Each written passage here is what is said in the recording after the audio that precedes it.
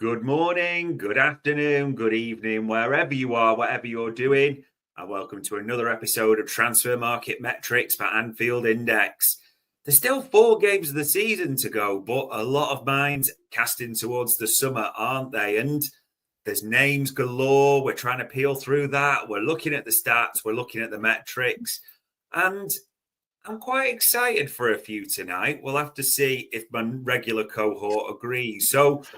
But I'm not going to ask you the exact nature for each player because that would be giving away too much. But looking at these 3 profiles, excited at all?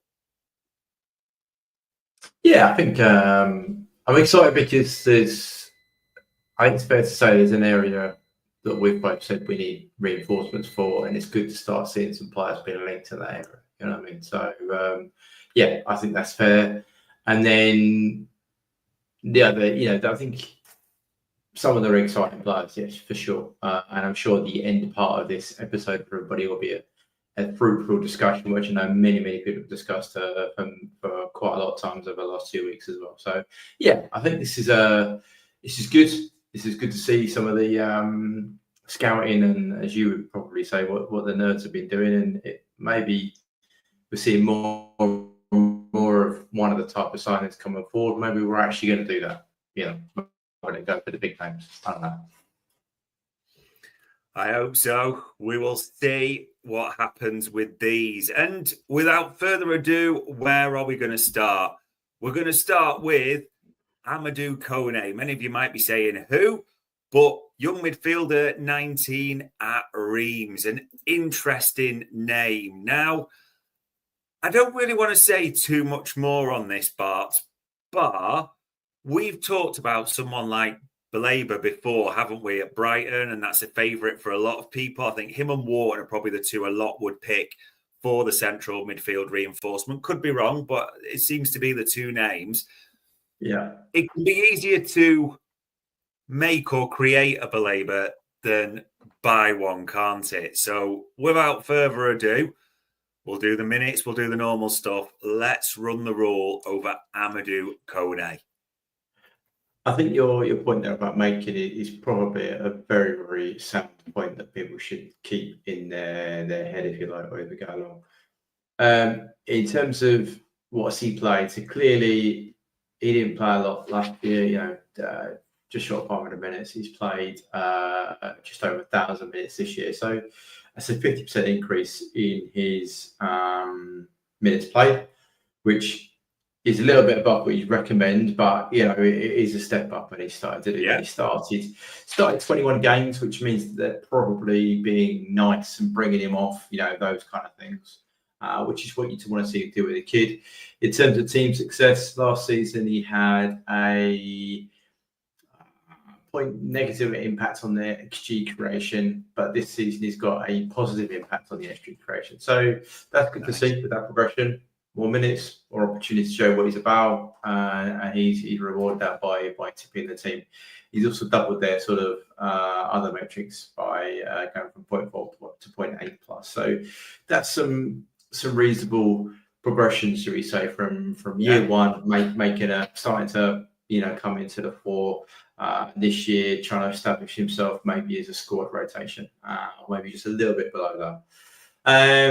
If we look at some of these other more standard stats, classic one we always look at is what's the impact of him in terms of impacting play. So 0.06 is not high in terms of non-penalty goals and expected assists, but it is. He's a defensive midfielder, isn't he? So he's not having to do a lot of that, right? I think it's probably fairly harsh to judge a kid when he's just working out how to deal with the defensive stuff and say, well, hang on a minute, I want you to do some of that as well. So that's something we can park, should we say. And if we look at usual percentiles and where the rest of it, this bottom box here is the one that's going to be key for him. So Ariel's won 73% per 90, and that's 1.29. Sorry, 73rd percentile, and that is 1.29 per 90. So that's a good start for a kid. Okay, I don't have physical stuff for him, so I'd be leaning on you if you knew what his height was or anything. In terms of clearances, 92nd percentile, which again, blocks and clearances aren't something we definitely want in a Liverpool defensive midfielder, because it suggests that they're a reactive defensive act, not a proactive defensive act. But he's shown he's good at that. Okay, cool. And Reims, but I think the last time that's in the league, they're not particularly high in the French league. So shows you that they're probably more on that caution. A bit of emergency defending probably goes on with him. So fair enough.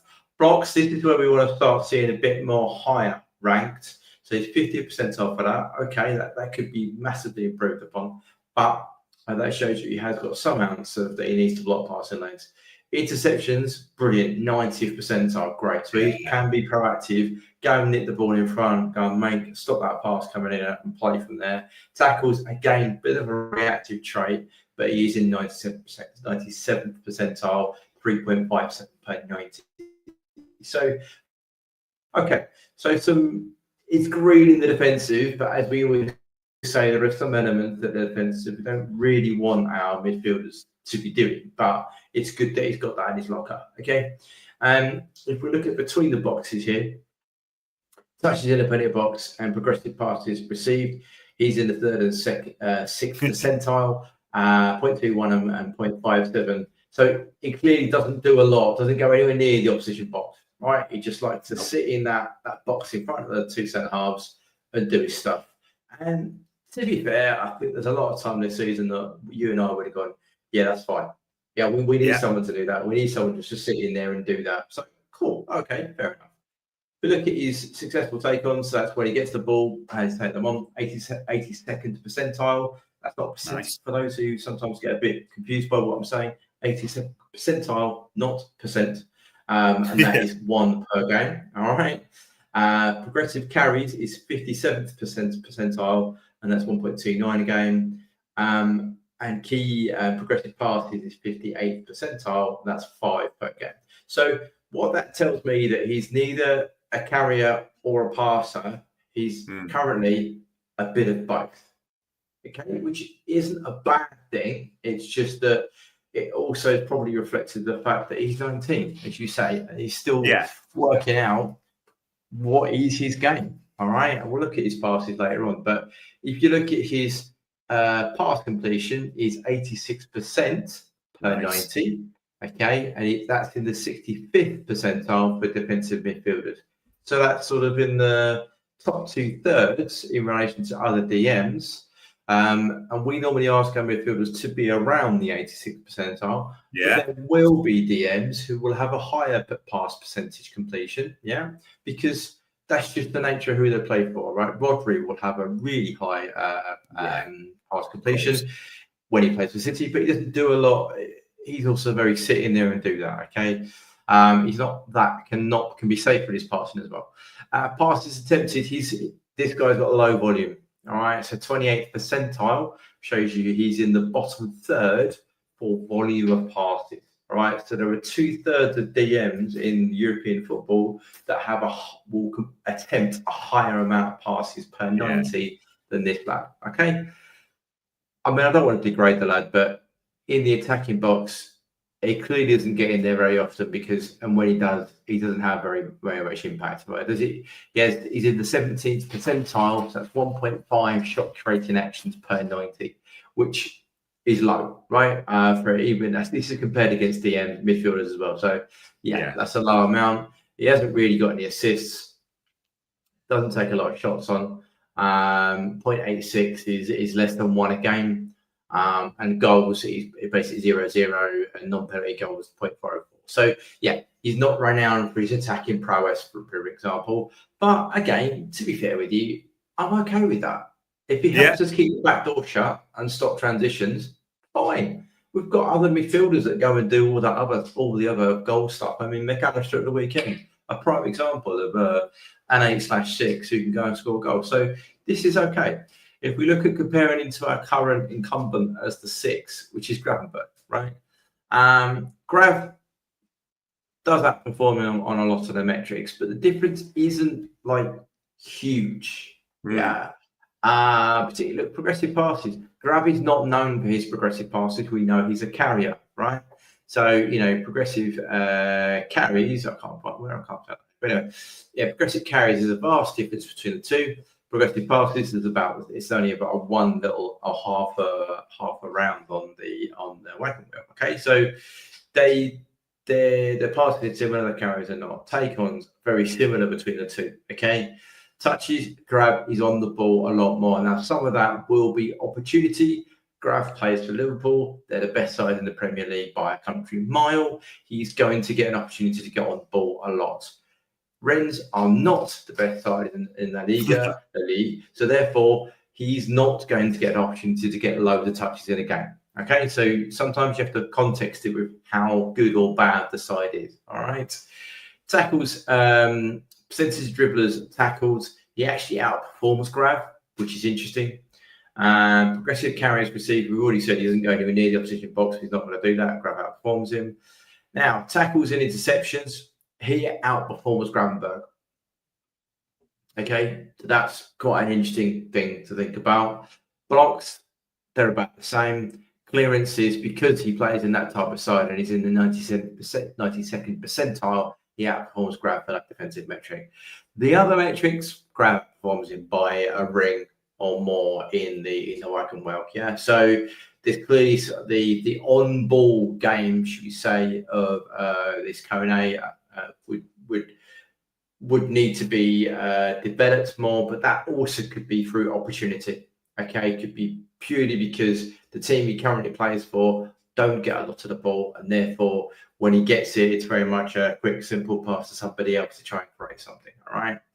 If we look at his dashboard, he's playing in these areas. Go on, Bart's is gonna shout at me any sec for this, people. By the way, he really is, because I haven't told him about this. But just before we go any further, I'm gonna just do it a bit differently for this one. Actually, Amadou Kone. He's not gonna like this, but he will really. So, you asked me a few things, and this is important to say. Number one, he's 6'1". Yeah, that's good. Number two, he is known as quick. That's the information that we've got. Number three, this is a player that, for information, and I know I've sent you the thing through of where this has come from, and this is a very, as you know, reputable source and someone that we should, information-wise, is very savvy on this. The big thing we want to talk about now, Bart, is Liverpool are looking for another midfielder, but not necessarily one to start. And for those that have watched the transfer show recently, the two that we've said that Liverpool have had a look at, they wanted Dario Asugo from Sporting Lisbon, who's on loan at Las Palmas, but Chelsea beat them to that one. They had a look at Tom Bischoff at Hoffenheim as another one who could come in and sort of almost be a grab relief pitcher, if you want to call it that, or another option as the one. Now, you're not going to like this, but you will, Bart. If you scroll down slightly on this, you can tell by his face, I haven't told him this, who is the top FB chart to compare him to? Yeah, it's the guy that's Palmas, which I didn't notice.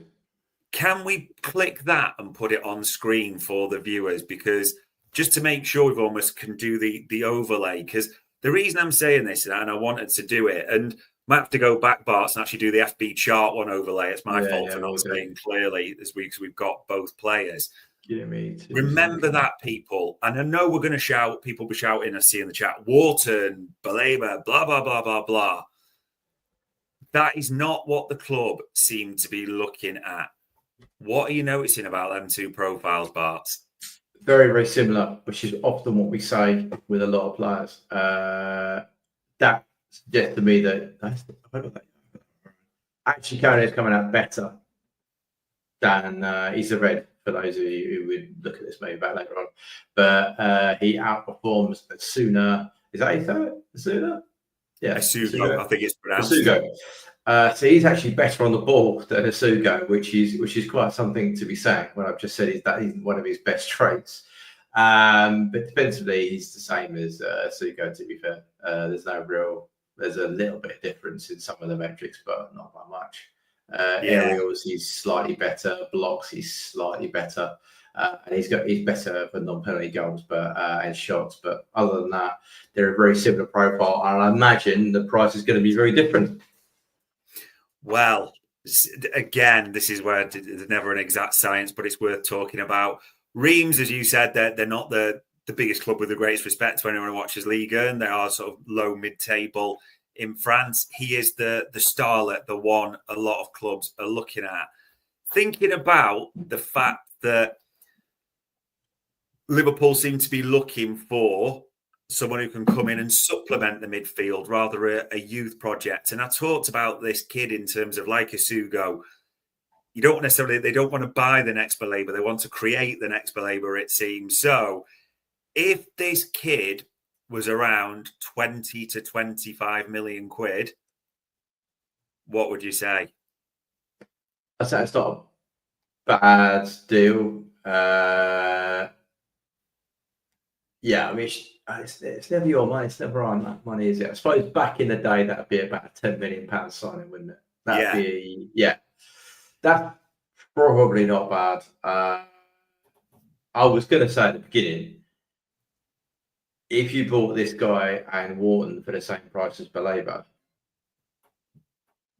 then I think you've done what we did 2 seasons ago, which is rather than spending money on Bellingham, we bought 3 midfielders, right?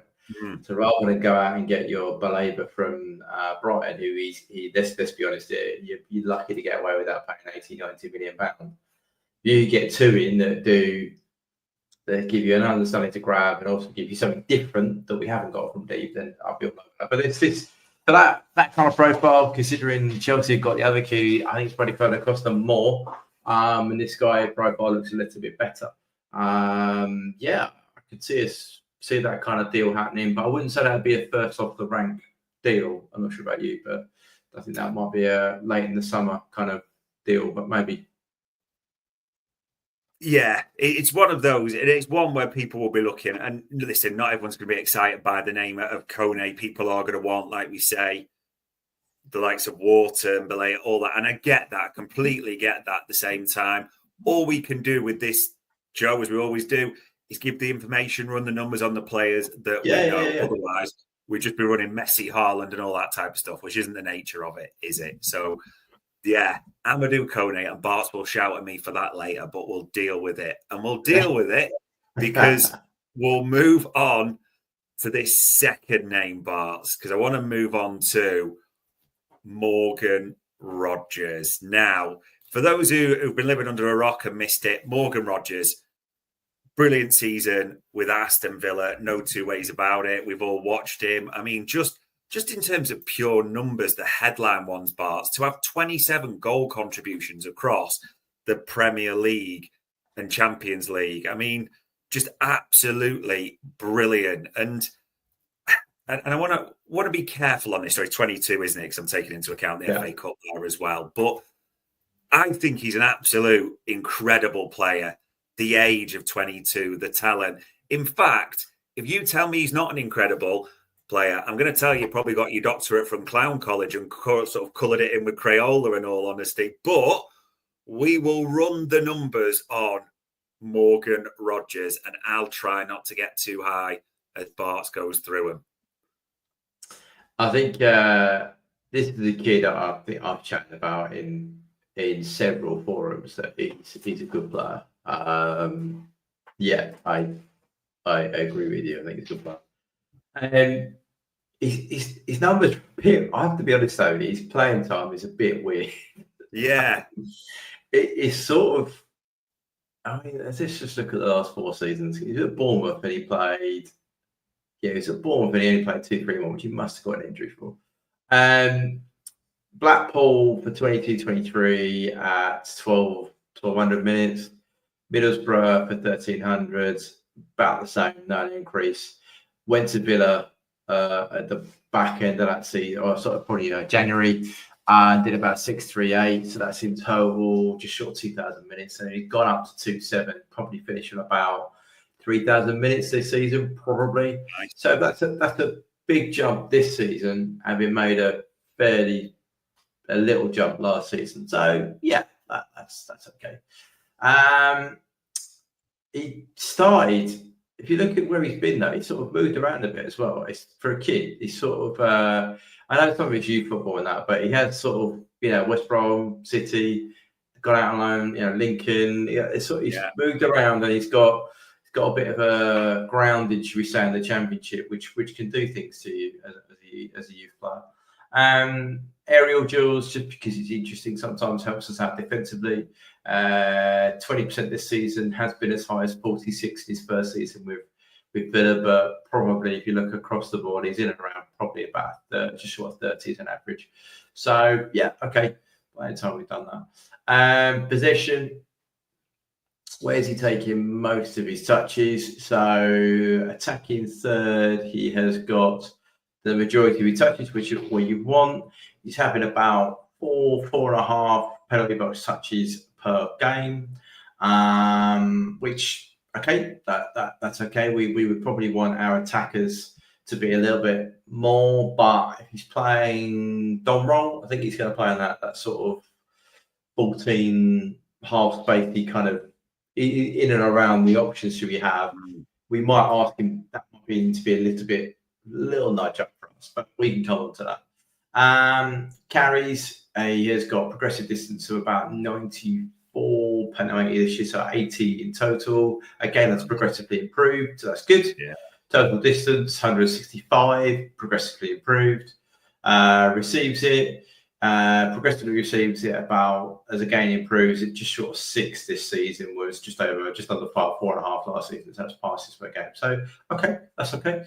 If we look at his contribution to the to what in terms of expected assists, he's at 0.22, 0.14. So okay, but if we try and combine that up, so where did I start the stats? Which is going to be here, top of that. So it's a 0.42.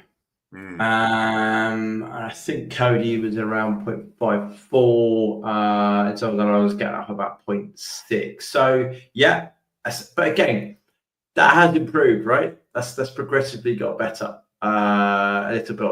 Firstly, the video was down, but he's gone up again. So I would suggest that he is improving as he goes through. Yeah. So yeah, there is a lot of elements to like about this lad. If we look at his percentile charts, defensively, I think it'd be fair to say this might be an area he would we need to learn maybe how to play in a Liverpool setup.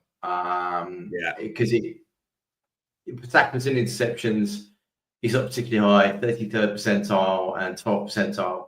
But then if you look at it, well, maybe he's doing the reactive stuff, but he's in 55th percentile and 41st. So he's not doing whatever he's doing. He's not doing a lot of that off-ball work. If you look at him compared to Dom or any of our other wide forwards, they would be performing better than that. Between the boxes, he's got a green for successful take-ons. Great. 76th percentile. Touch in a penalty box. I did touch on that. That probably needs to improve. He's on a 50. It's just below the 50th percentile. So there's over half the players in the top leagues in the last year have got more penalty box touches than he has. He's not receiving a lot of progressive passes, so that suggests he's either not being picked by his team, which would be strange, or he's just too deep to receive that, or they're playing it high enough, too close to him to get over the 20 meters. So there's some things there which could be a bit of style of play, could be some other things as well. So yeah, it might not all be down to him. Passes and carries, a bit like the lad we just looked at, actually does a bit of both, but it's both just below 50th percentile for both. Okay, so that's not saying it's bad. It's just that he is still a kid. He's still maybe learning his trade a little bit about what he can do, and he's showing that he's still doing both to a fairly good degree. But there are 50% of players doing more progressive passes, more progressive carries than he is. Okay. Yeah. Pass completion 73%, and that is the 30th percentile for attacking mids and wingers, which is on the low side. So it does depend where you're going to play this kid. Okay, seem to be taking risks. But I mean, 73%, if you're comparing him with like Mo or Cody or Diaz, okay. Yeah. But if you're comparing him with one of our midfielders, that's not okay. So it just depends on where the club sees to plug him in. Passes attempted, that is a bit, he is not passing the ball. 14th percentile. So he is attempting just below 30 passes per game. So that basically says that 85% of players in his position in the league attempt more passes per 90. That's quite a big difference. We are a passing side. We're not generally we have carriers, but we generally like to pass it like Slot would say, kill them with the pass, right? So you would need to increase that passing thing. If you look at what he does in the box, I mean, there is some green assists at 68th percentile. Okay, that's only saying a third of attackers are better than him. And assisted goals are in the same sort of ballpark. Shot creating actions, he's not creating a lot, 25%, 20 is in the 25th percentile at 3 game. So yeah, I think there's a lot to like, but there is some elements where you would hope so you're going to play attacking football, but they also have a very different set of tactics. They can play a mid, they can play a low block, right? It's not always set up to get the best out of midfielders or attackers, right? Yeah. And I think Villa are a great side as well. It's me not knocking them, please. I just think they are a very system-orientated team. They're often asked to do things that may not be to the best attribute of that team. I'm trying to be kind and fair to the lad. If we compare, you asked me to compare him to Dom. Dom's in red here. To be fair to Morgan, he does actually measure up quite well to Dom on some of the metrics. So things like expected assisted goals, he actually outperforms in terms of assists. He's very close on non-penalty goals. And he outperforms them on actual non-penalty goals. He outperforms him on take-ons and he outperforms them on carries, right? So Dom is better at him, as I suspected he would be, in terms of the defensive actions, though. Aerials, dribbles, tackles, interception of blocks, and clearances. Dom outperforms them all. So all of that bottom defensive box, Dom is better than him. And equally, as I said, and midfielders have a higher level of pass completion. There is a vast difference between Morgan's passing ability and Dom's. As it shows in his metrics, I'm not saying in real life, they probably can both pass the ball, but in terms of what he's actually being asked to do, passes attempted again there's a huge difference. There's almost 4 bands of a wagon wheel between Dom's volume and Morgan's volume, okay, which is probably opportunity. So, yeah, I think if you wanted to compare him to Diaz. Yes, Diaz, again, does outperform, but the difference is not as great. Yeah. So if you look at passes attempted, and we're comparing AM with AM, there's only one and a bit difference between on the percentage, whereas with Dom it was 4. Pass completion, again, though, Diaz, that is about a 3-fold difference between the two players. But Diaz has a higher pass completion than Morgan. Progressive passes is very similar. They're in the same wheel. Progressive carries is about 1 difference. Take-ons, the same. Progressive passes received. We know Diaz is a bit of an outball for us at times, and he takes it and he carries, right? Morgan clearly doesn't have that role for Villa because there's a big difference there. Defensively, Morgan does actually outperform Diaz for clearances and for blocks, but tackles, interception, and aerials won. Diaz is better than Morgan. Goals, Diaz is coming to a purple patch. There's 2 rings between him and Rodgers. Okay, but Rodgers has got more assists, which might shock a lot of people, than Diaz, and he's got more expected assists than Diaz. So yeah, there is some shot creating actions. There is a huge difference between the two as well. So Diaz is in the outer ring of percentile, and as I said, Morgan is in pretty much just over the first. So there's about 3 difference between the two. So yeah, I think they've actually got more of a similar profile than Dom on Rodgers. But as I said, it depends where you see this player playing. He does have a skill set. It's just where you want to put him. Interestingly, Bailey, Kluivert, and Rashford are all in similar players to him in the last year or so, and 2 of those are his club mates. So yeah, I think the thing with Rodgers is, and I think this is why for me it's so uniquely hard to profile. And even just speaking to a few Villa journalists around this, they'll say the same. Has he played there? Yes, he's played attacking midfielder for Emery and their setup. Yes, he's played wide left. Yes, he's played wide right. At times, there's been 1 or 2, and people will be surprised by this, but as Villa journalists are saying, when there's been without Duran and without Watkins, almost like a false style 9 as well. So you've just got massive versatility, which, as we talk through this, Bart, I would say is a massive selling point for Morgan Rodgers. Number one, that versatility and the fact he can play so many positions. Maybe it almost counts against him a little bit in the metrics and building up stats in a position, shall we say, in that regard. The other one, which I can't escape from, is almost when you look at his FB ref chart, you could think, well, that doesn't seem too impressive. But 14 goals and 13 assists in all competitions. We talked about how well he's done in the Premier League and Champions League. He's also, I don't think we can undersell this. We've watched him. You can see this with the eye test as well, people.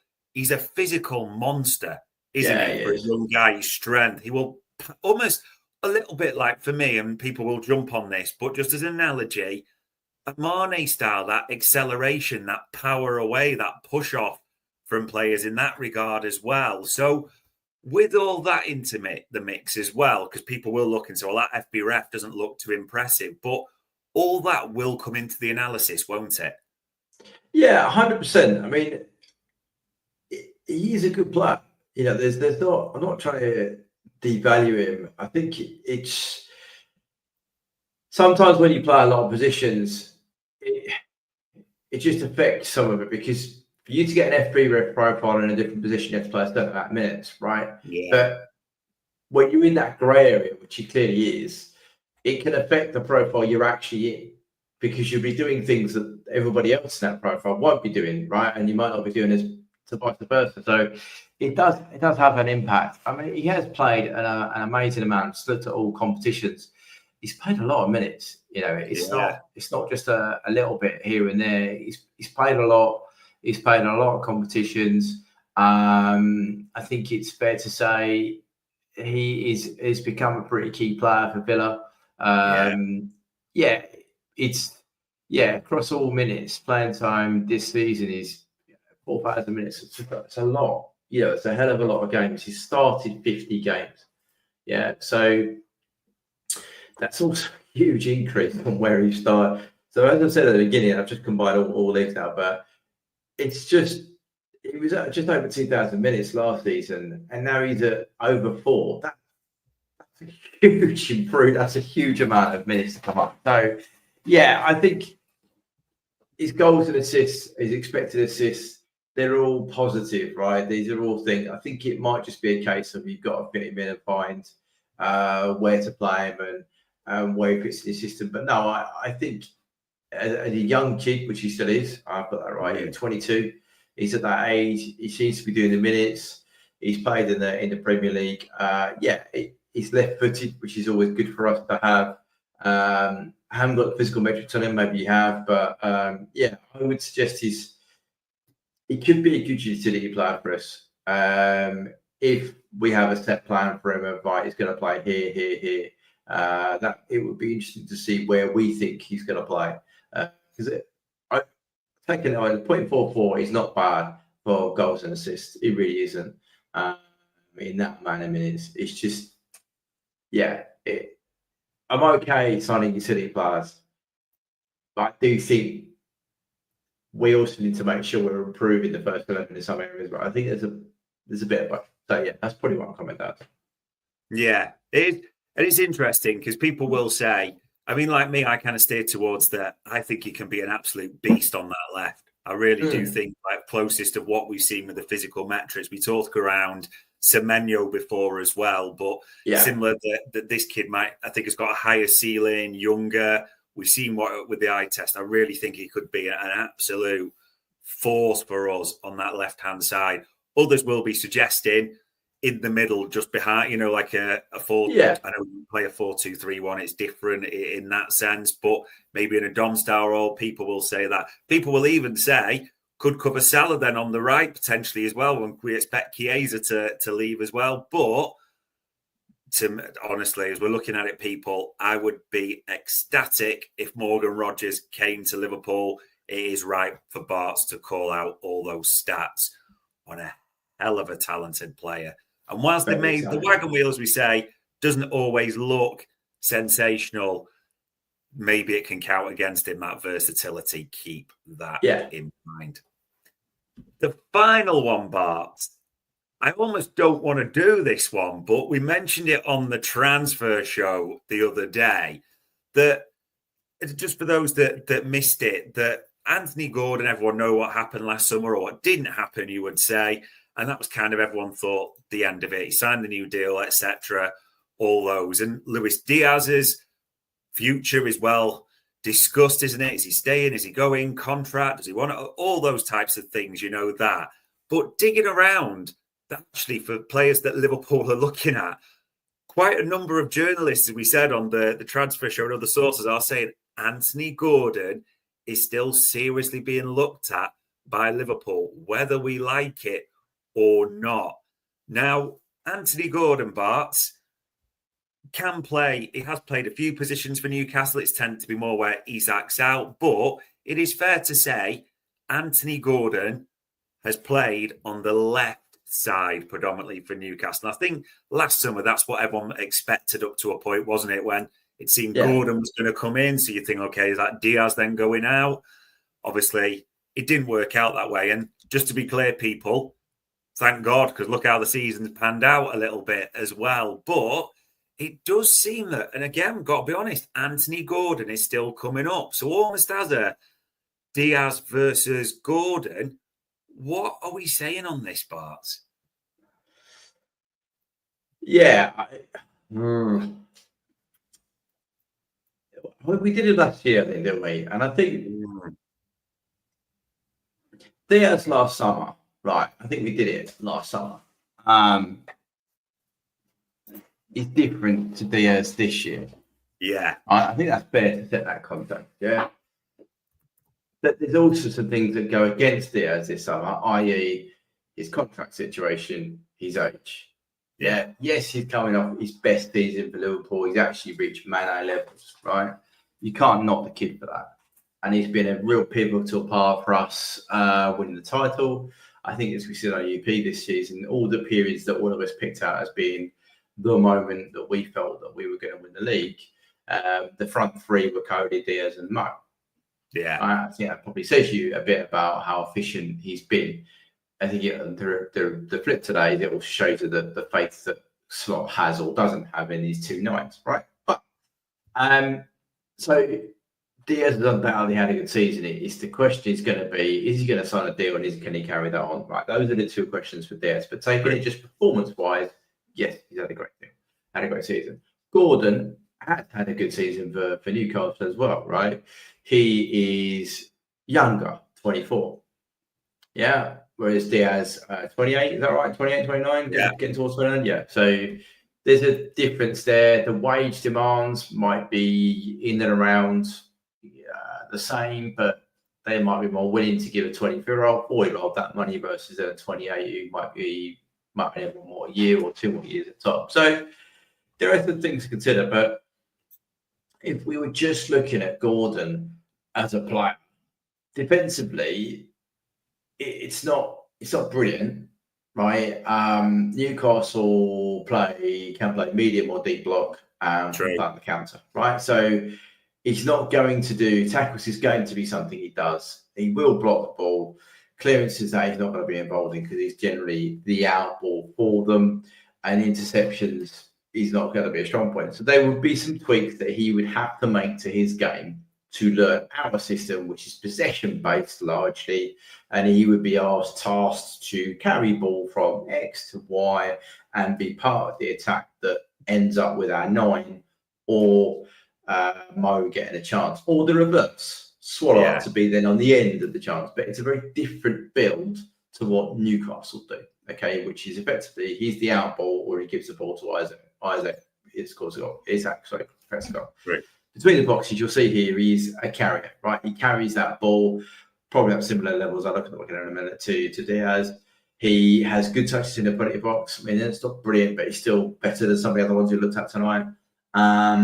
Progressive passes, it's not bad. He's in the best 50th percentile, which means he's in the top half, but not by much. All right, so there is 47% of midfielders make more progressive passes than he does, right? Pass completion is a little low, 72%, 25th percentile. So he either takes a lot of risks or that is an area he needs to improve upon, right? But bearing in mind that he's not taking that much, he doesn't attempt that many progressive passes. There's something to be said about that. Passes attempted, again, volume. Yeah, he's not attempting that many passes. So he's carrying it and doing something that could be reflective on the fact that that's Newcastle style. So they're not necessarily a possession-based team, whereas for us, we would be, so we might have more opportunity. Attacking-wise, though, non-penalty goals, 36th percentile. Non-penalty XG creation, 64. So there's a bit of a difference there in terms of what he does. Shots total, 57th percentile. So that is 43% of players in his position take more shots per 90. So he's 2.3. So that is what we probably would say our 9s attacking up shots is about that level. Okay, assists, 61 percentile. Shot creating actions is probably his strongest point at 80th percentile, and he's just 4.5 a game. All right, so there's green there. I'm not going to lie about it, but if we look at Diaz, we overlay Diaz is in red here. Diaz has more non-penalty goals, right? Yeah.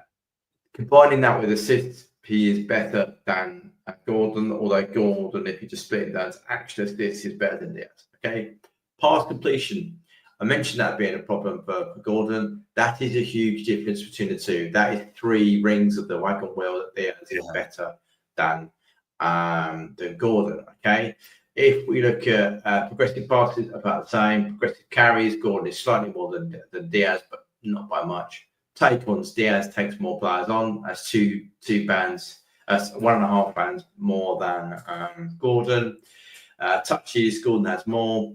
Progressive passes received, so Diaz receives it in a higher with a more progressive pass than Gordon. All right.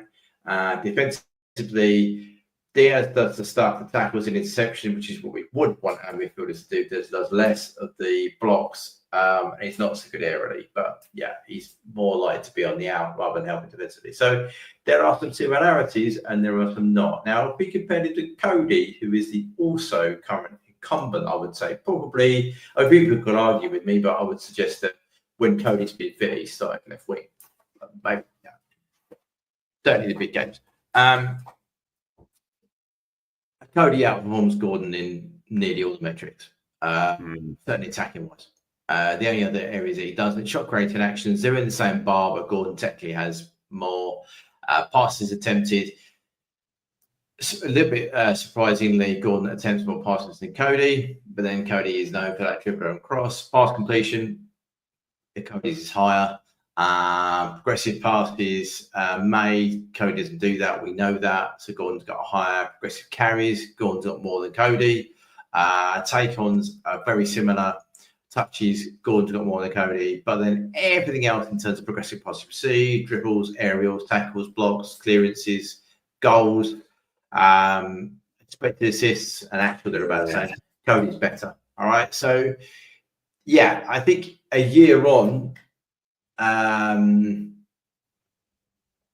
let's favour our guys to say Gordon, if that makes sense. If that kind of makes sense.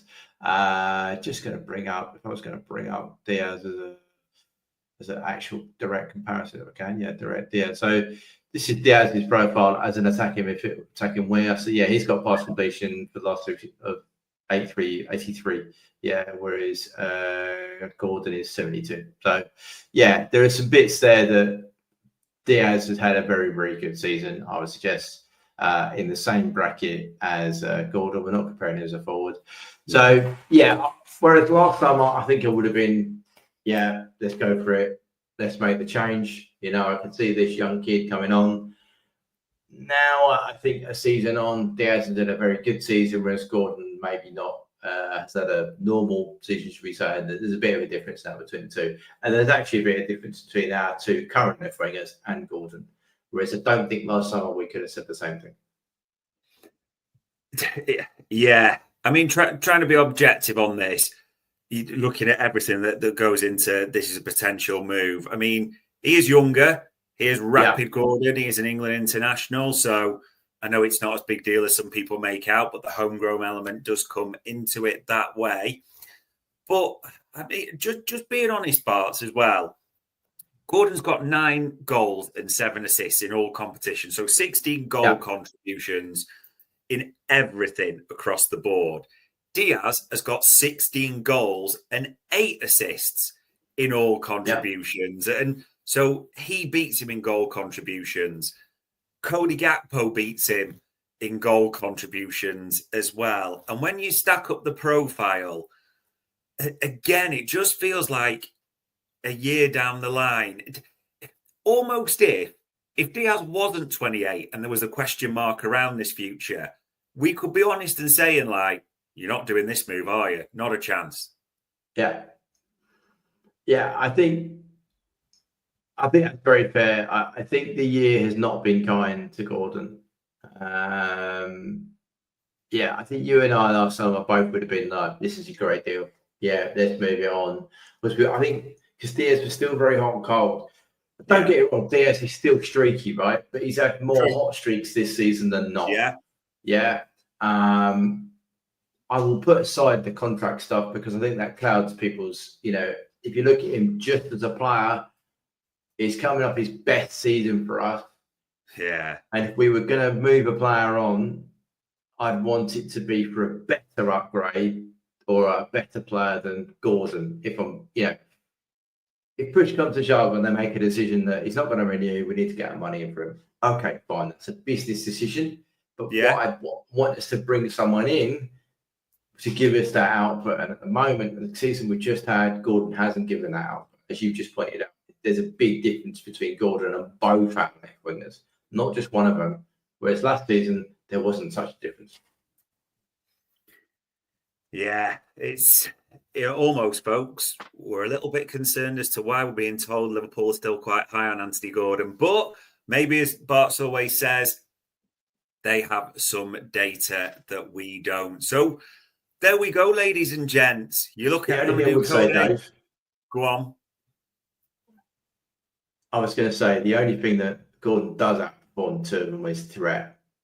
Okay. So Gordon's threat is 0.17. Diaz is 0.14 and Cody is 0.15. Now, if you're trying to replace the Trent threat, that might only be a 20% improvement or 0.2%, a 0.02 improvement, but that's an improvement. And that's in a Newcastle side, right? So they should be looking at that and saying, hang on a minute, if we put him in a Liverpool team, does he give us more threat than Cody and Diaz? Okay. And that is another thing that I'm going to be looking to do is how to replace Trent's threat, because that is a big problem for us next season. So yeah, anyway, sorry to interrupt. No, it's a good one to call out. We've talked about XT and the importance of that. So you've got to throw it all into the mix when making this decision. It is important to shout about. So, yeah, I mean, Kone, an interesting one, ladies and gents. People will not look at that as a name that's not water, not belabour.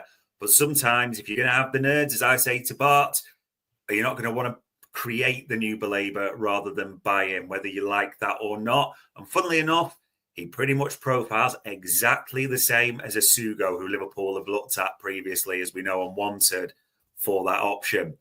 You then go to Morgan Rodgers, which maybe is a victim of versatility in a way and being moved around. But the overlying stats are brilliant. The underlying stats, there's a lot to like at the same time as well. I think we'd both be happy with that one. Diaz out, Gordon in. I don't think we'd be happy with that at all, realistically. It might, as Barkley saying, a business decision and things will come into the mix. We try and isolate the contract situation a bit, but you've got to bring it into this mix somewhat. And in terms of just pure football, doesn't really scream smart business. But again, maybe the club with XT and other things knows something we don't. There you go, ladies and gents. I know the chat panel's buzzing. I know you will disagree with some of what we said. Our job is just to spell it out in terms of the metrics and give those insights where we can. All it leaves me to say, as ever, is Bart, for the insights, for the stats, and an apology earlier for cutting you short, but I wanted to throw you on the spot with it. It is much appreciated. No worries, anytime. And ladies and gents, that was another Transfer Market Metrics